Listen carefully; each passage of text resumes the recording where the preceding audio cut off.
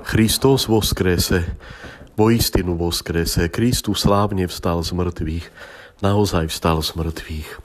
Drahí bratia a sestry, dnes trošku pouvažujeme nad slovom, kde hovorí Spasiteľ: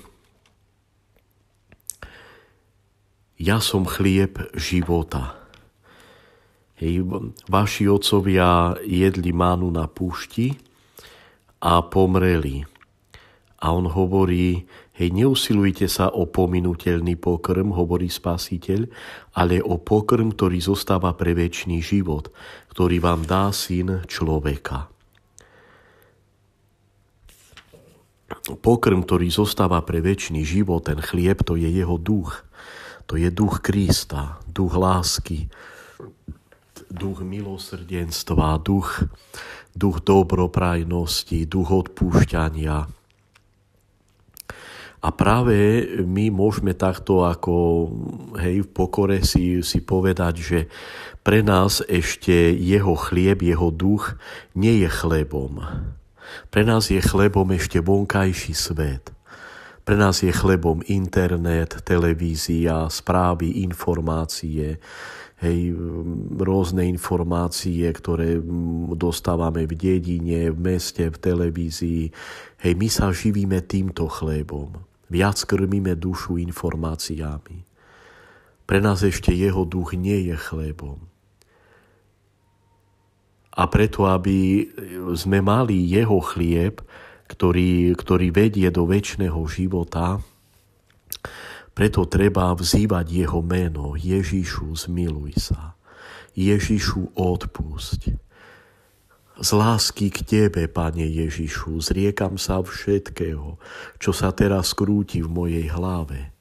Aj takúto modlitbu si môžeme hovoriť. Z lásky k tebe, Pane Ježišu, zriekam sa všetkých dialogov, všetkého, čo sa krúti v mojej hlave počas bohoslúžieb v chráme, či doma, či v práci, či aj počas modlitieb.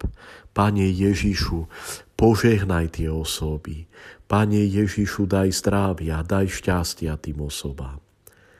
Tedy prichádza do srdca jeho duch. Tvoje srdce sa začína živiť jeho chlebom. I tvoja duša, a môžeme povedať, že aj tvoje telo. Lebo jeho duch Krista pôsobí blahodárne i na naše telo. Nielen na dušu. A dušu oživuje. Srdce sa oživuje.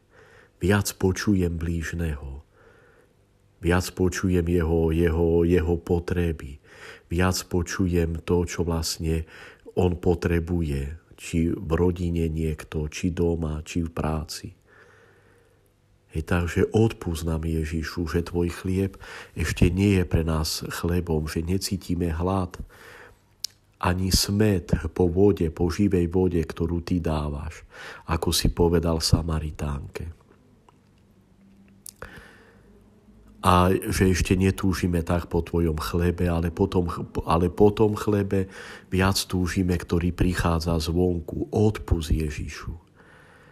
Že ešte viac potrebujeme hriech než teba. Odpusť, Ježišu. Odpusť, Ježišu, že tvoj chlieb nám ešte tak nechutí, ako nám chutí vonkajší svet. Informácie, televízor, internet. Odpusť, Ježišu. Odpusť, Pane Ježišu. Bože, buď milostivý nám hriešným. A tak aj takéto pokánie robí potom našu modlitbu oveľa silnejšou. A takéto pokánie, také živé pokánie oživuje aj našu dušu, naše srdce. Kristus voskrese. Voistinu voskrese.